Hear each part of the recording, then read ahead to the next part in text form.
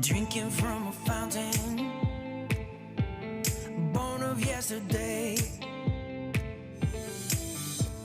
Take me where the wild, wild lilies grow. When I didn't know, that's the way that it goes. Where the wild, wild lilies grow. Even though you roam, you can tell that you're home. Share the wild, wild lily soul. In the undertow, I can follow the glow. Where the wild, wild lilies grow. Even though you roam, you can tell that you're home.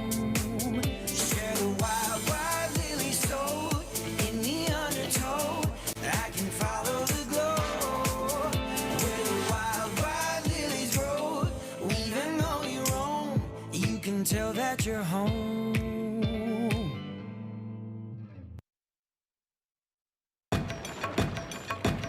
I'm going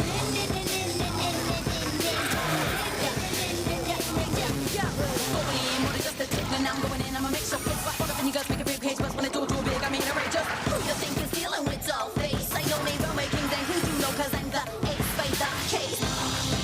That's right, I said I'm going in, while you out running errands, I'm running this game on me and that top spot. Natural born winner, work hard, play harder, come and get it if you wanna, but yo, you better know. I'm going in. I'm going in.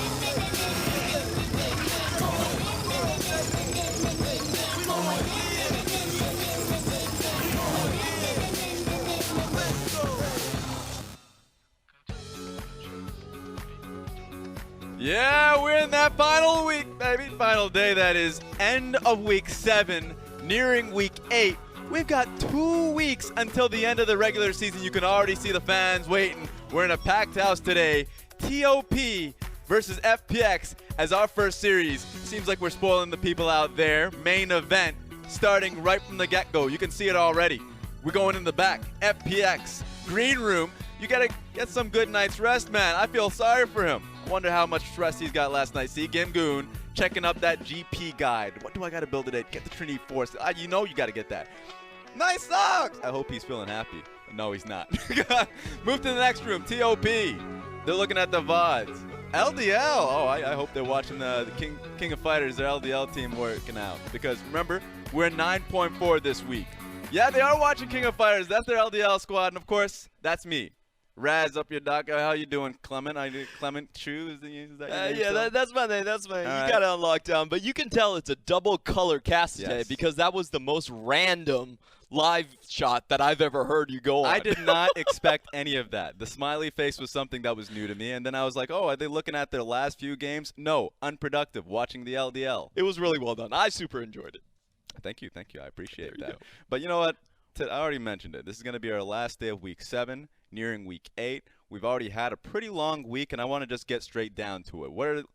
Let's see the standings, as a lot of people might not remember what actually happened this time around. Boom. Biggest thing is Billy Gaming took down Suning, the supposed super team, to clinch 4th spot in the standings currently. They still have RNG, EDG, FPX, IG, and TOP to go, so I want to check up on them after that stretch is over. Yeah, that was my biggest surprise. Not only the fact that Suning are still outside of the playoff position, but if you're hitting on BLG, they look so damn fine going up against Suning, and they're tied for Invictus Gaming and TOP for that first, second place spot.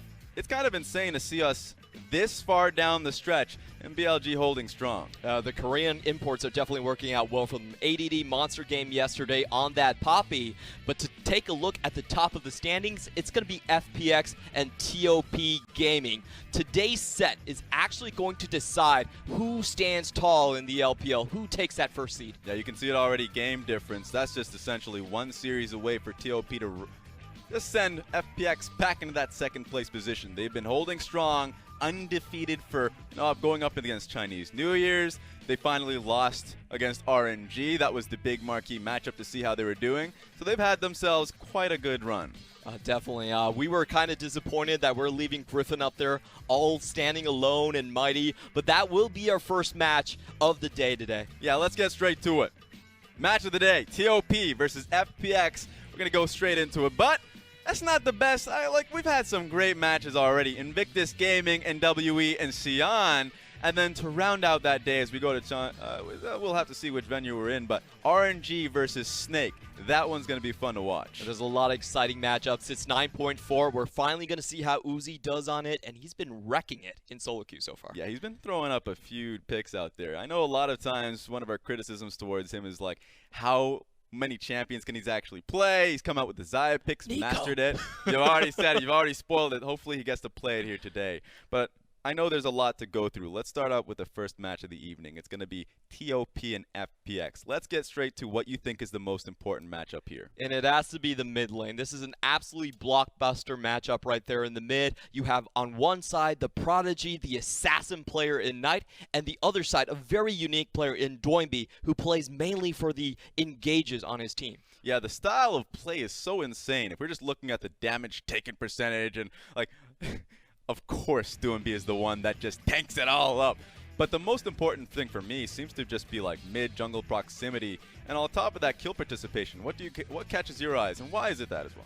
The kill participation is one thing because it really shows the style between these two players. Like we were talking about, Doinb is actually the main initiator for his team. He plays champions like the Kled, like the Tian, and the Urgot to get his team into team fights. We called Doinb on JD Gaming a freight train style, and he's taken that freight train all the way to FPX. Still the same way they play, still running in for those team fights with Doinb at the helm. On the other hand, you have Knight, who's much more of an assassin player. He's not touching those bruisers, but he's great on Akali, he's great on LeBlanc. Those are his go-to picks, and he's really been killing it in the damage share. It's very rare to see a single target assassin hold 30.5% of the team's damage. #1 in the mid lane. This is how good this young kid is. It's incredible, and his champions played, his pool is huge on top of that. I think one of the picks that I'm actually the most excited for is the Corki and Zoe. Remember, last few series when he's had the Zoe pick, he's able to just blow it through like 50% at one point in terms of damage percentage, so it's just insane to be able to see that happen.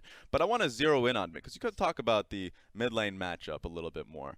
What do you think has been holding, like, if you are going up against FPX, let's say you're a coach in this setting, what is your game plan going up against them? Because it seems like they were blown wide open when they went up against RNG. And I have to say, I have to copy what RNG did right here. If you look at the stats with Doinb in that RNG series, it was absolutely atrocious for Doinb because his deaths, half of them happened before 15 minutes. He was stuck in the laning phase. His GD at 15 was atrocious. His CSD at 15 were atrocious. And it was all about shutting him down. Doinb likes to roam around the map. How you counter that? You take the entire map to him. You stop him in his tracks, you put the jungler in his face, you take the bot lane priority and shove it into the mid lane. You make sure that he can never really get going. And is that how you feel like, because if I was watching that series, what I got to see was Karsa just unload on him and through ganks. So let's take a look at it. We have to talk about the micro aspects of how RNG dominated. First of all, they picked things that are really good dueling junglers. They picked up the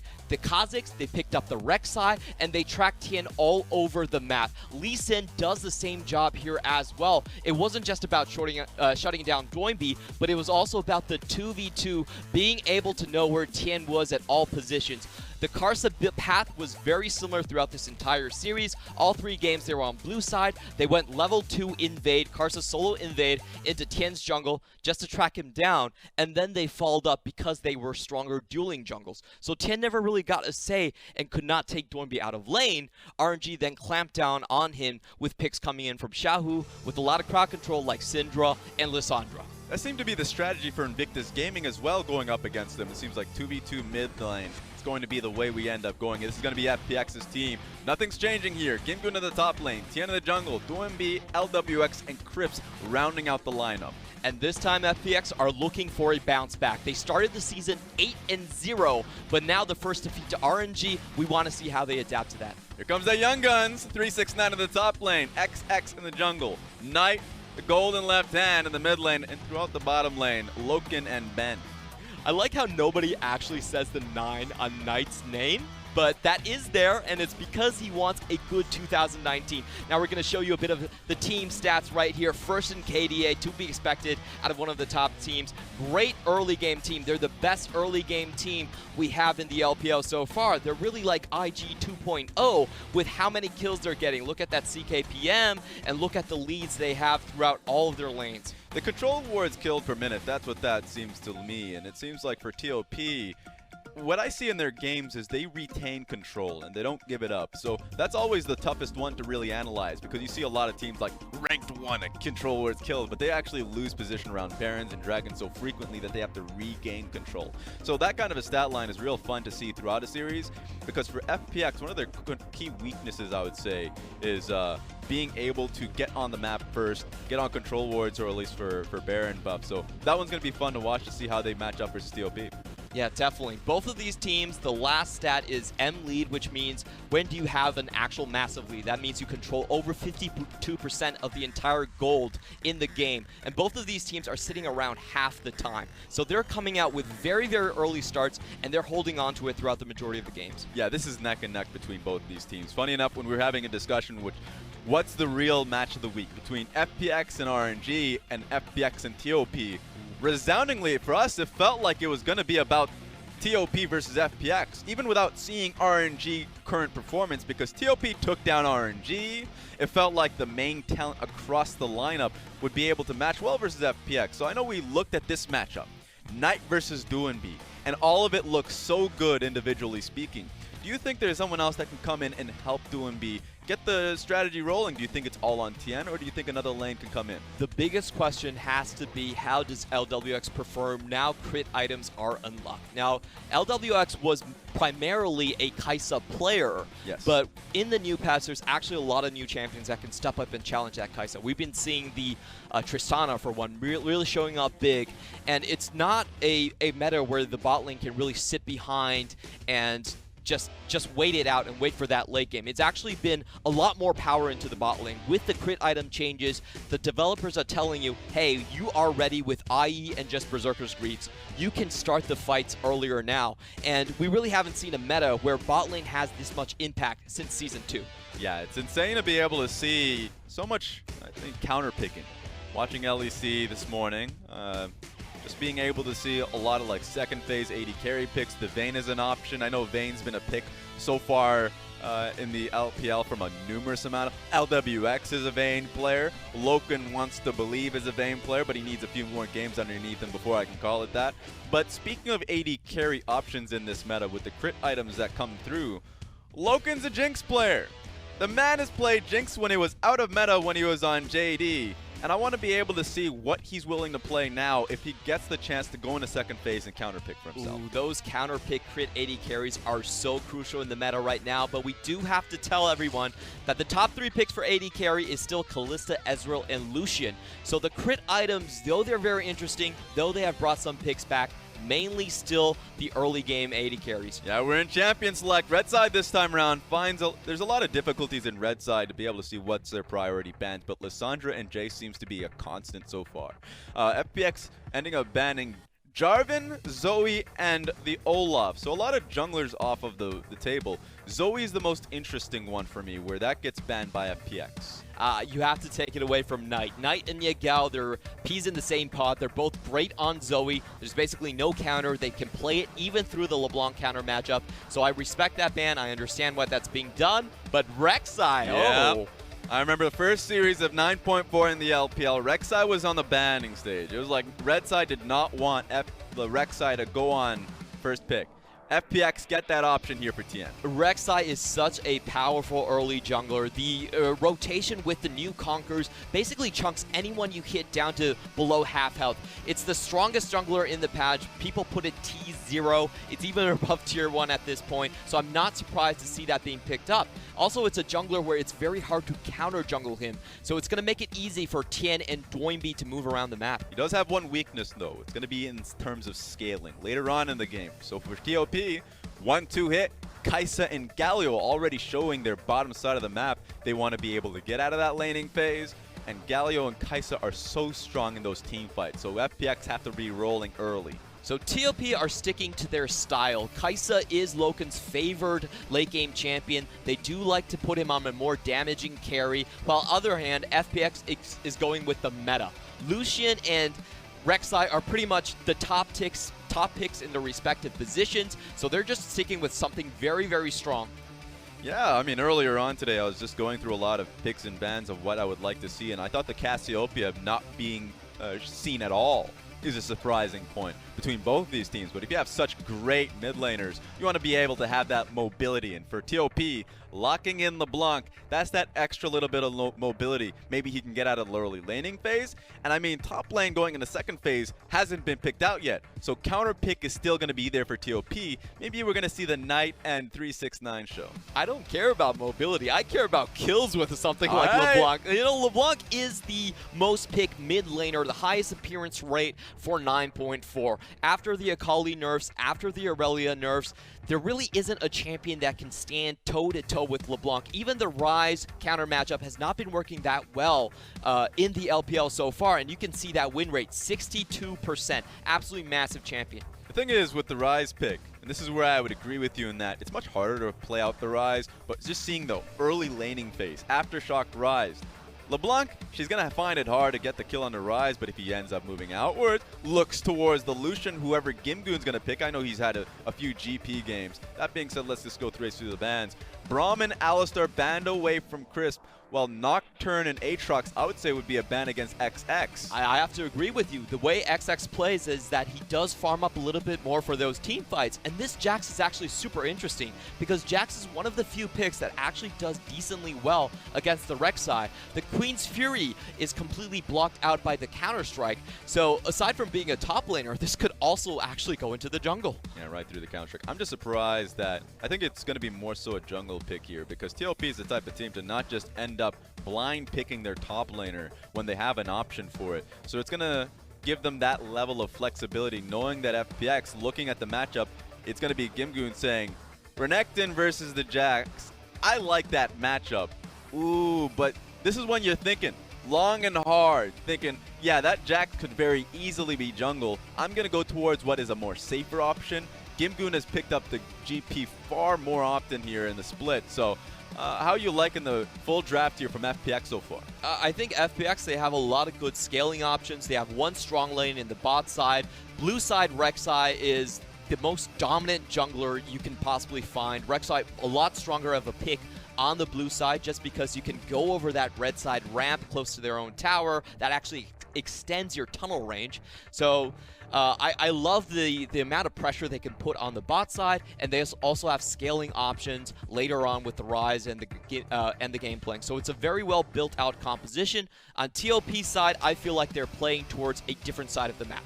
TOP are playing towards the top side. Yeah. Renekton versus Gangplank, if it gets going early, Gangplank can't really hold that well against that lane. The Jax is actually a counter matchup into the Rek'Sai, and the LeBlanc, even though it's a counter matchup against the Ryze, she gets going, it doesn't even matter. Yeah, we were going through a few counter matchup options with new Rek'Sai coming up, and a lot of junglers just want to be able to deal with it early, because if you can do that, then compositionally, maybe you can start making Rek'Sai's job a lot harder in the teamfight stages. So here it's going to be the Jax early on. We haven't seen that much Jax jungle this split.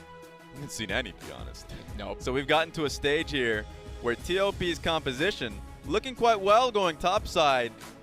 Are you worried about GimGoon? GimGoon, when he's on that GP, he's on that lifeline. He's hoping, praying that he has a jungle who will be in his back pocket, and it's going to be up to Tian. I think Gangplank is going to be a lot safer than TOP's bot side. So I actually give the early snowballing advantage towards FPX. I feel like GimGoon's experienced enough player where he can just play back. A lot of times it's a scaling matchup anyway. If you just play safe, it's fine.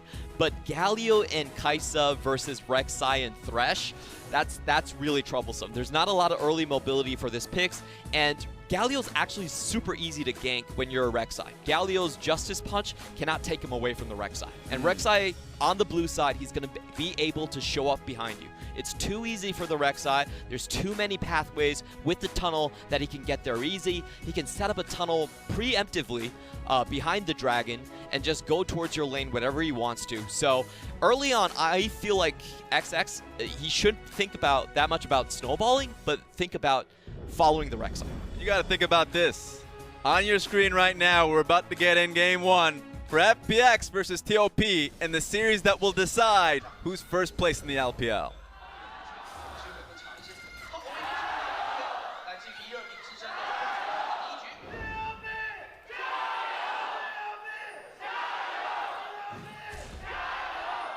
Ooh. You still have them LGD fans. Get in there. All right. So as we were talking about getting in there, LeBlanc with the early ward on Raptors.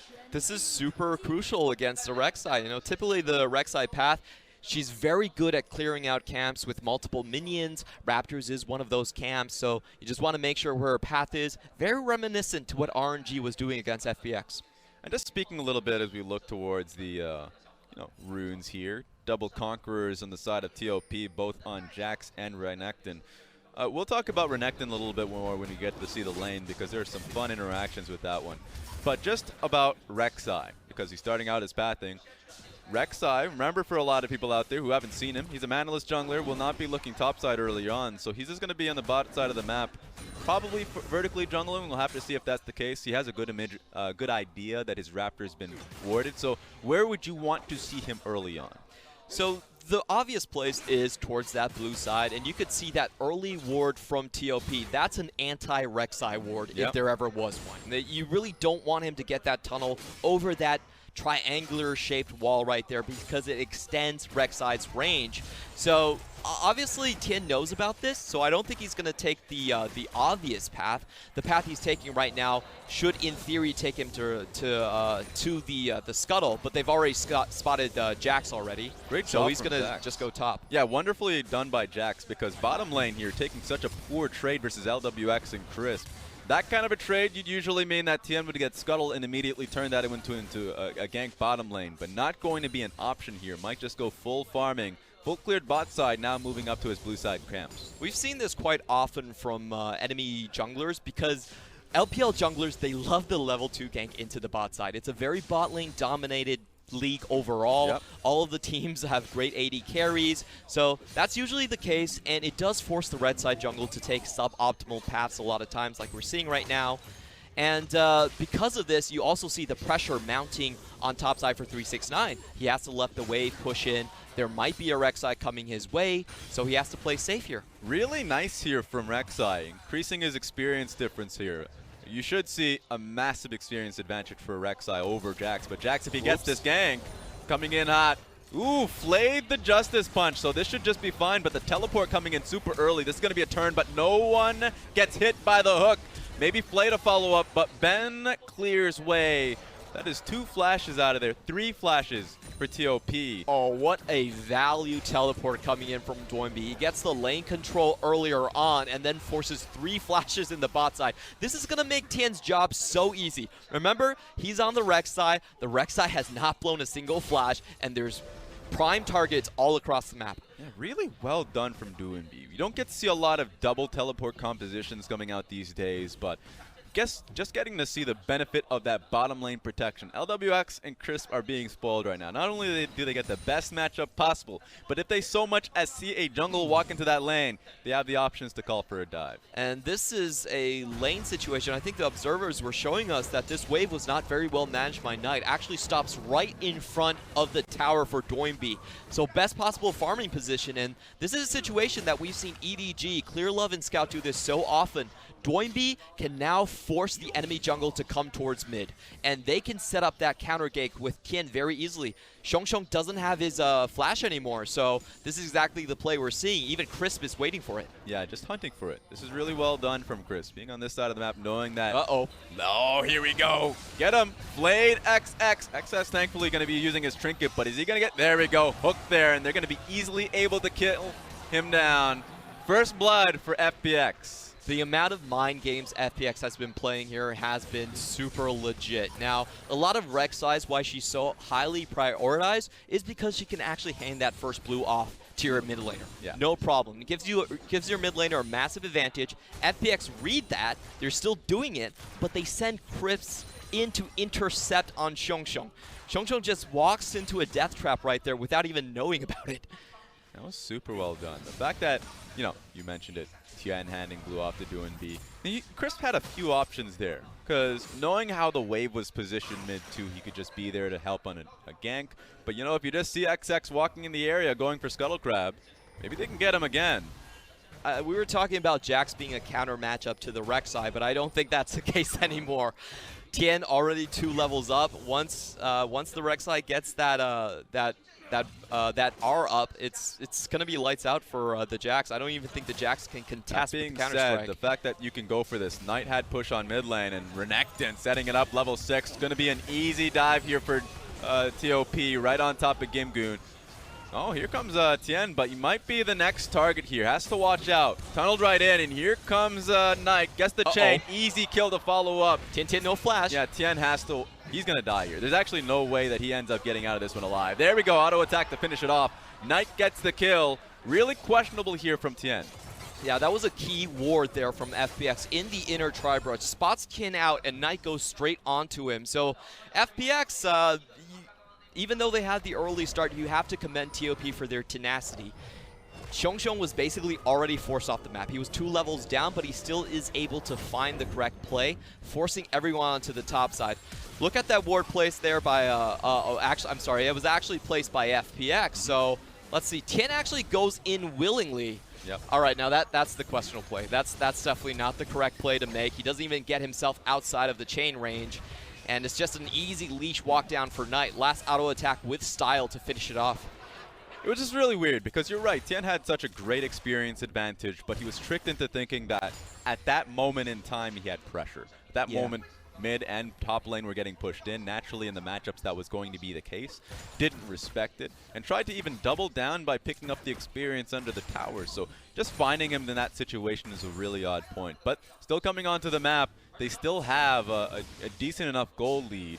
You want to be able to see what Tian ends up picking up for himself, where he ends up pathing next. He's on the bot side and looking for Krugs right now. And with that play, we have to say a lot of Rek'Sai's early scaling potential has been neutralized. Xiong, once he hits level 6 on even footing, he can duel out the Rek'Sai quite easily. And just Jack's a much better champion when it comes to the late game as well. So Tian really has to force the issue here. TOP's in the right position here. Take a look at this. Ben on the side trying to force a flank, but he does get hooked. A lot of damage going right on top of him. So as soon as I give him that compliment, gets taken down, and LokeN is soon to follow. So TOP was looking for a position to contest and lose out in the preceding fight. Yeah, I felt like Ben was too greedy, trying to harass that choke in that moment. And he put himself in such a bad position. Easy Thresh hook over the wall from Crisp. They also have the Gangplank cannon barrage to layer on top of that. Very well calculated by FPX. Questionable position from Ben. A little bit too greedy to try and seal off that choke. That's not the path you want to take. It wasn't worth it just to get that Winds of War down. Yeah, get the kill on top of him. Who gets the kill? Doinb. And then the next one, as you gun down LokeN, LWX gets the next. So right now, first person with bounty is going to be Doinb.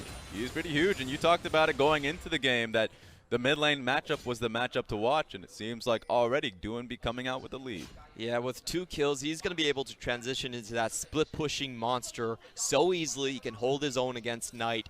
And I'm pretty curious to see if he's still going to go for Righteous Glory. It's been a Doinb thing. He really likes to build the item. It fits his playstyle about engaging for his team. But will he still go for that item when he does have quite a sizable lead if he wants to go damage too? You really only want to go for it if you have that lead just at that point because you have the utility. That's been the Doinb special for people who haven't gotten to watch his games when he's on the Victor play in the previous years and he has that a good gold advantage, then he goes for anything that provides him extra movement speed or slow to be able to catch up and snowball. So that's always a fun thing about Doinb. Always creative. Of course, nets the criticism, but the man talks. The man bites back. So at him if you can. I still remember that interview. Doinb was saying, "You question me when I lose, but when I win, you all copy me." I don't care about your comments. Yeah, you always want to check it out. But here comes another hook here from Crisp. Nets down Ben. You know he has to flash away. You already talked about how rough this laning phase was going to be. I didn't expect it to be this bad. Yeah, and it really hasn't been any influence from Tian either. Of course, that early gank, the blue side accident did happen, but I don't think it was because of the Rek'Sai gank. I think it was because of a misposition from TOP. So these are things that TOP should have been able to avoid. They chose to put themselves in this position. The FPX special, Tian and Doinb looking for it. In fact, fully committing. Ben, you better get out of here. You've died a few times already, and they know you don't have flash. Not a lot of follow-up here as Tian get taunted. But pushing him out, playing the official bouncer of the game. Being said, XX is topside to look to try and answer. All right, so 369 does have the dominance up, and Knight is here as well, so... Oh no, another bullying GimGoon's play. just dead. But here comes Renekton, looks to stun him up. Oh no, this is gonna turn on 369. Run, 369, your team is coming. Here comes the counter-strike. Oh, he even flashes forward. He doesn't have exact vision of 369, so he thought he was gonna be in range, but loses a summoner and his life. I've got to say, that just shows you the type of player GimGoon is. It was a super risky play. 80% of the time, it's not going to work, but he's going to look for those outs, and I respect a man for that. Waste 2 flashes coming in from TOP as well just with that play. He was sensing something. It was looking real good for him. Here comes 369 is going to hold the wave. This is always fun to see how solo laners end up communicating this. I wonder if LeBlanc's going to... No, of course, the wave topside is actually really good. So just getting extra minions on 369 as he's just holding it. Taking stock of the entire situation, FPX is actually ahead in the majority of the lanes they want to be. I wouldn't say GimGoon's really out of the matchup either. He's been having a great laning phase against 369. So overall, FPX just running the map exactly how they want it to, and I don't think TOP are actually going to be in range to contest this. Can they get the steal? TOP is going to be here. Oh, who gets it? I think it was, no, TOP did not net it, but they're going to be able to defend this. In fact, Tian gets chained, double chained. That's a lot of damage. He's going to end up dying off of it. But do they trade for it? Yes. Crisp ends up picking it up. Rift Herald there for FPX, but they lose their jungler for it. Still a favorable trade for FPX overall. It's pretty interesting to see the entire map rotate towards that Herald. I think this is the biggest difference we see between the LPL and the LCK, is that the action's on. It's on. Everybody's coming. Nobody's staying in their lanes. We watched the SKT versus Griffin game, and it wasn't a single kill until 20 minutes. For the first game, at least. It was still exciting for that guy. It was exciting. It was exciting for a different reason. My but there's mind different is going philosophy. to work. That's true. That's true. It's like heart rate versus that mind rate. My mind's got to be thinking of that one. Speaking of that, FPX already sending the Rift Herald going to work. But the hook, please stop hitting them hooks. Chris has actually just been so on point for the first 13 minutes of the game. And they may be able to get this mid lane turret. Full turret plating going down and maybe able to look for the dive. Knight ends up escaping. Ignite on top of his head so he can't rejoin the play. But Chris is dying here. Oh no, here goes the stopwatch. Oh, here comes XX. Oh, gets played played away. Chris, please stop it.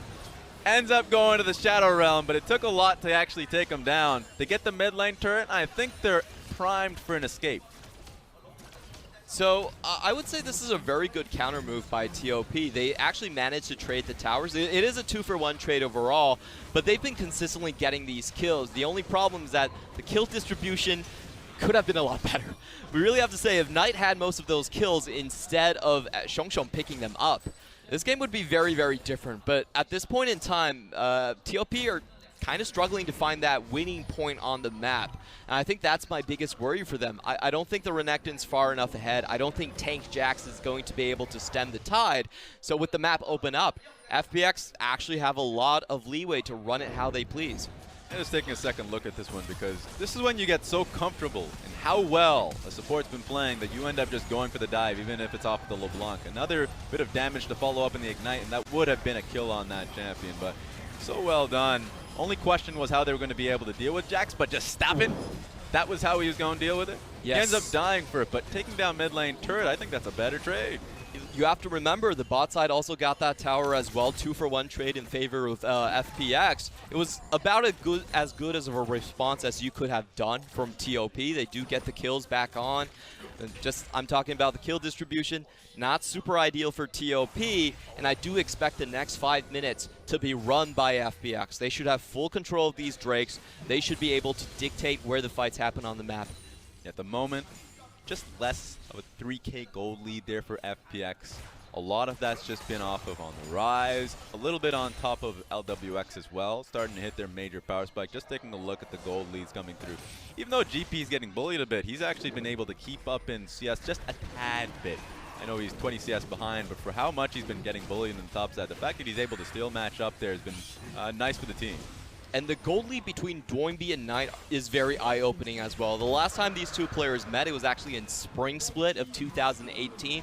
And that time around, Knight really did dominate Doinb. Yeah. He showed him the business on the Corki, in those silent split pushing situations. So it's good to see Doinb actually being able to take it up against one of the elite mid laners here. Now, Doinb's not known for being super proficient in his own lane, but this time around, just moving around the map, he has been able to beat out Knight and keep that LeBlanc down. While we're going through this, while Renekton's been holding GimGoon away from his farm, FPX is doing a great job of just focusing on the objectives at hand. We talked about the gold lead that FPX has been able to accrue. All outer turrets been able to take down. Inner turret top lane. So much of the map is exposed so early in the game.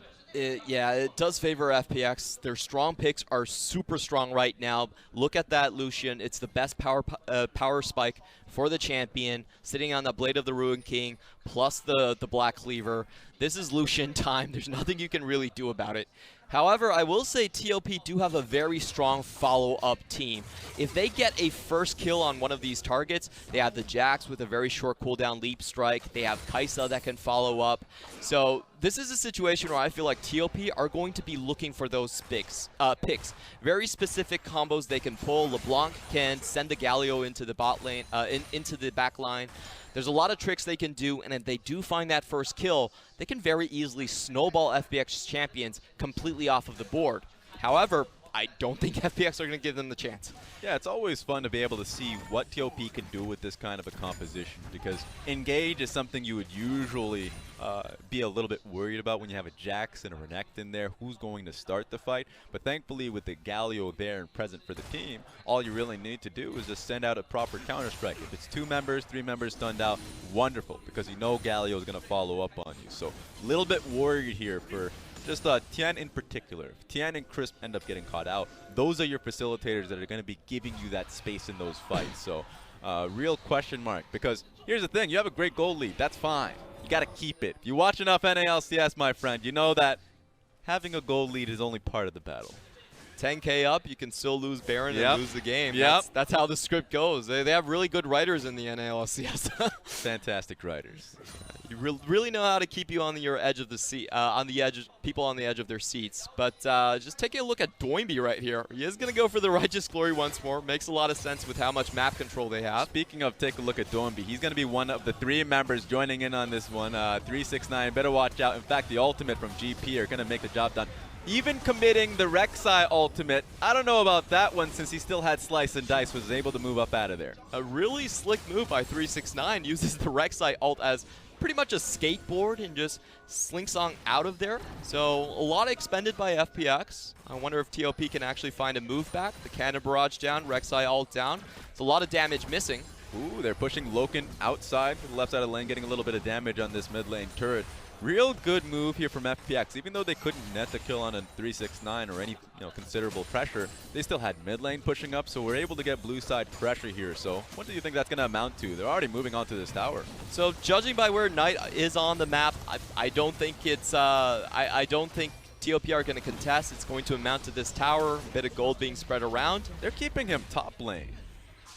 All right, there we go. TP to be able to push him on out there, but that's kind of weird for TOP. Just trying to get as much minions on top of a Knight as possible. He already has his Ludens, so probably looking for his Morellos at this point. But for TOP, far behind it seems, compositionally speaking. What are they looking for next? Like, what's the next step for this team? So you can tell with that move on TOP, it was pretty much a 2-for-1 trade in terms of gold, but it really mattered where that gold actually went to. So TOP are saying, team gold for FPX, we can stomach that, but we need to get Knight into the game. He's too far behind. He's already 40 CS behind. Doinb is having his way in these side lanes. We need to let Knight be able to create pickoffs on the map. And that's why they were willing to sacrifice that bot lane tower just to get that 2 waves of gold onto Knight. That's how important he is for the team. 30% of the team's damage, #1 in terms of damage here in mid lane. Might not be his choice now which fights end up happening on the map. As you can already see, the items may have been stripped from you, but I'll tell you what Doinb has. Yeah, Seraph's completed, so it's completely upgraded now. And the Righteous Glory is locked down tight. When Doinb has both those items, you get the shield from Seraph's Embrace. And you have the ability, like the armor that it gives you from Righteous Glory and the movement speed. He usually finds himself on side lanes. Here he is helping out in the Dragon. The fight's going to happen here. Seems like they're positioning to contest. I don't think this is going to be possible here for TOP. Almost caught Knight out in that Oh rush. no, Ben's getting caught out, but they're going all in. They get the kill on Thresh, and they're fully committing. Ben might end up dropping, but he is out in a pretty safe position. No, Tian gets the kill, but he dies himself.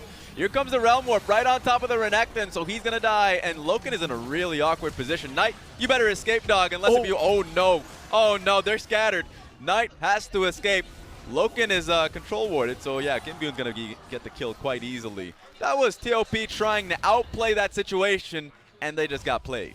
But they actually succeeded in the start of that. I was super surprised by how this fight actually was. It was 5K gold difference between these two teams, but TOP actually make it a 3 versus 4. So I'm actually somewhat okay with that type of a trade outcome if I'm TOP. I'm saying, you know what? We actually made that a lot closer than I would have imagined. Just through to outplaying. This is one of those moments for every coach that look at that place. It turned out better than it should have, but you're walking into unwarded territory and just roll it through me. What ended up happening? Yeah, TOP definitely got a little bit lucky with the early Crisp using his abilities, not even able to get the box down, so they did find an early kill onto him, but you can see XX actually tried to contest the Dragon, did not find it, and this split up fight at the end of it did not favor TOP. It was very close. You could see that if that Void Seeker did land, maybe they would have gone LWX, but unfortunately for LokeN, he stops on a control ward and pays the price for it. That was such a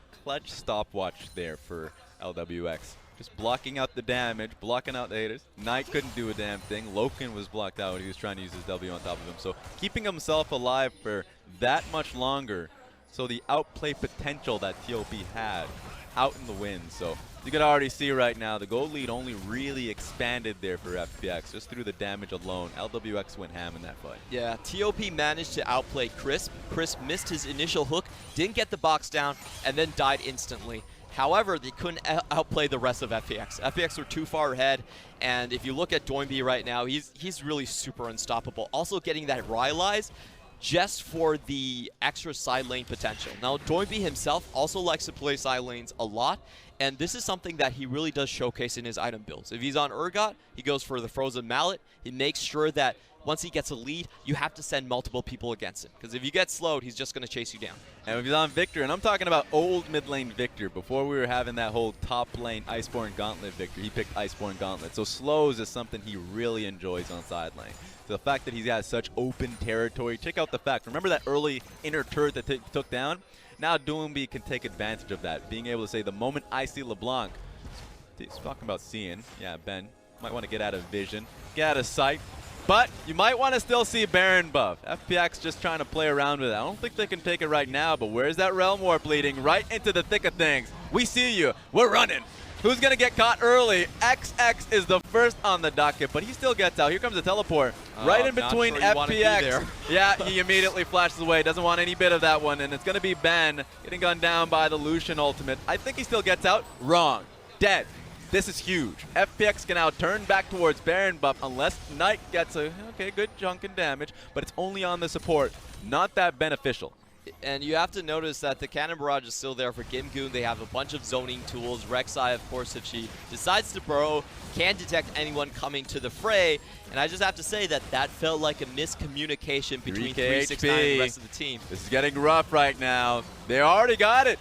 Okay, you might want to get up on out of there. Uses ultimate for whatever reason. I mean, has a low enough cooldown. Is trying to strut, but this is humongous. FPX, net the Baron, and get the kill on 369. That has to be tilled from 369. We just saw him slice into a wall, did not actually change his position, and immediately had to blow his dominance just to stay alive. Still falls down to FPX. So just tilt after tilt after tilt. That was a series of bad plays coming out from 369 that we don't usually see from the rookie.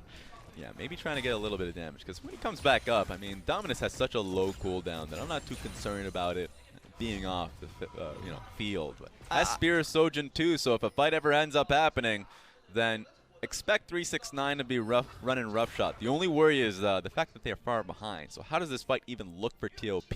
They're trying to play this one out defensively. So I think they still need to have defined picks. It seems like I'm a broken record. I'm saying this over and over again. But TOP do have a very good composition to chase down kill after kill. The amount of crowd control and pick potential and just sticking potential they have is tremendous. And something like this, Tian finds himself out of position once. You can see TOP, they have the IQ, the 200 IQ play to stand still in front of the T-Rex and just wait for the Rek'Sai to show up. They could pull that move over again and again. And it's just the chase down potential we're talking about from TOP.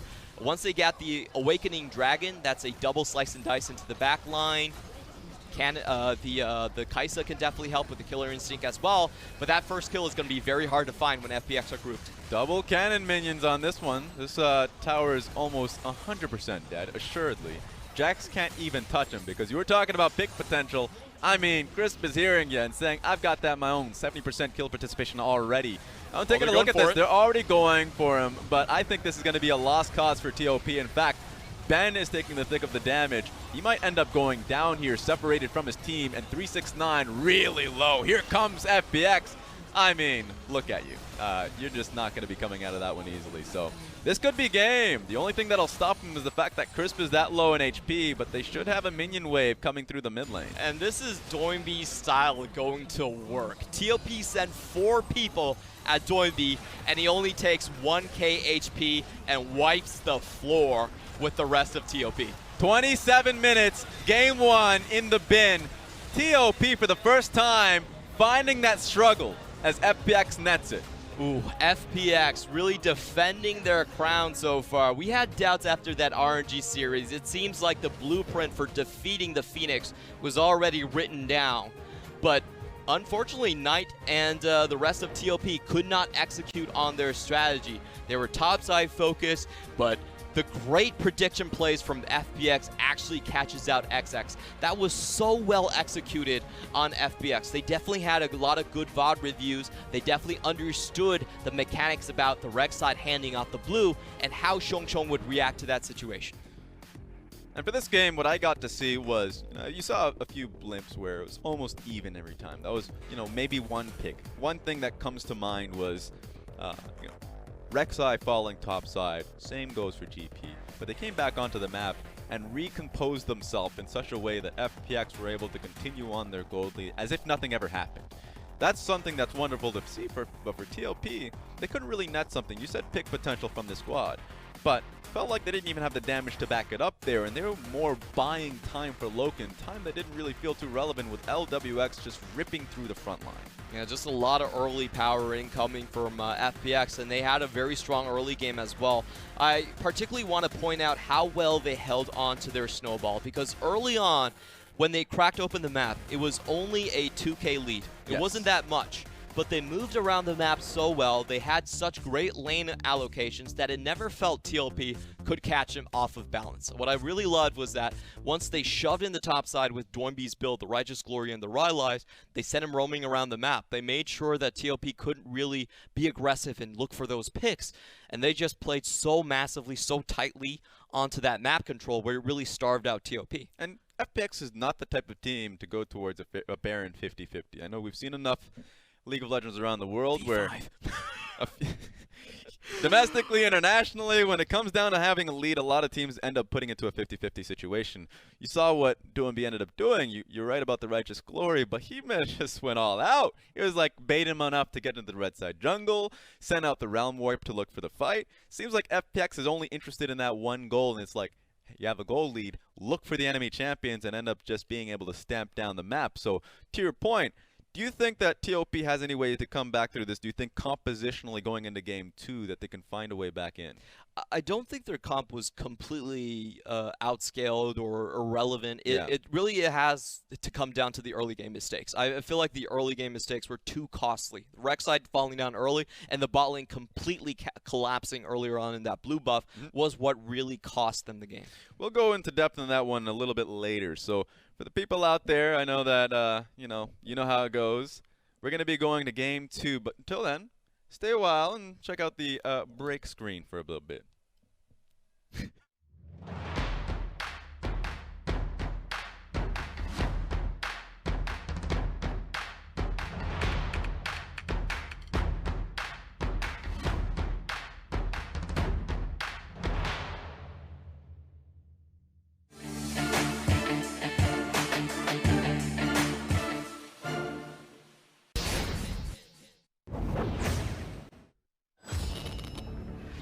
现在苏宁在前期的节奏依然是没有，现在要等皇子刷6，皇子已经6了，这一波过来有机会了吧？这一波有机会，这一波 ADD 可能会有点大意了。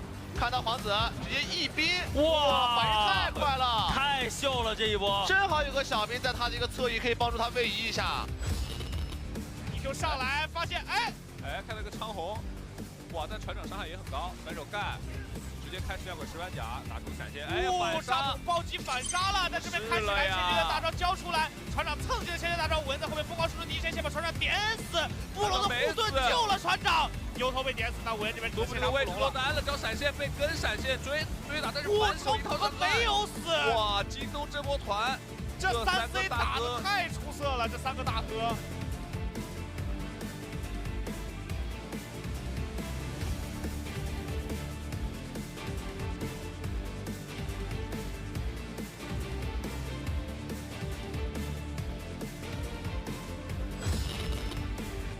这里船长给大招，锤飞了谁？锤飞了飞机，正面还想打吗？这个时候船长一个大招2000冷血，稍微这波大龙可能碰不了了，哎，碰不了了。这边 BLG 很乱，可能要炸 BLG， 但是狼血的血量很低，而且上兵线很厉害，直接马哥4秒要死了，他这边能活下来，能跑掉吗？活不下来了。哎呦，这里犄角扮演了一个刺客，他刺杀了4把老贼，飞行员阵亡了，完了，全完了，一波了，崩了，0换5。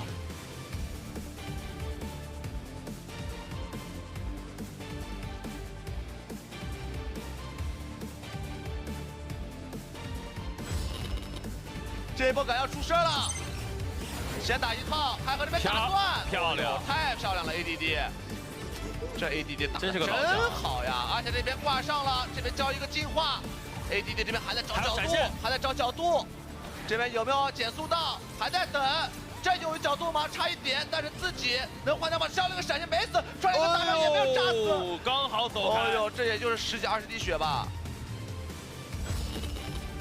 有视野的优势，一个睡没睡到，波比过来，马哥想走马哥逼出了闪现，这边马哥交出闪现炮，马哥被秒了，马哥被秒了，在那边看看进场能不能收奇迹，进场这边已经在拉输出，加2大招下来，击毙了很多人，这边但是没人管富士芒和左一，一直在疯狂输出，左一怎么办？突然被炒稳到，这个炒稳很关键，但是后面没有输出了。哇，这一波 BLG 的双 C 隔着墙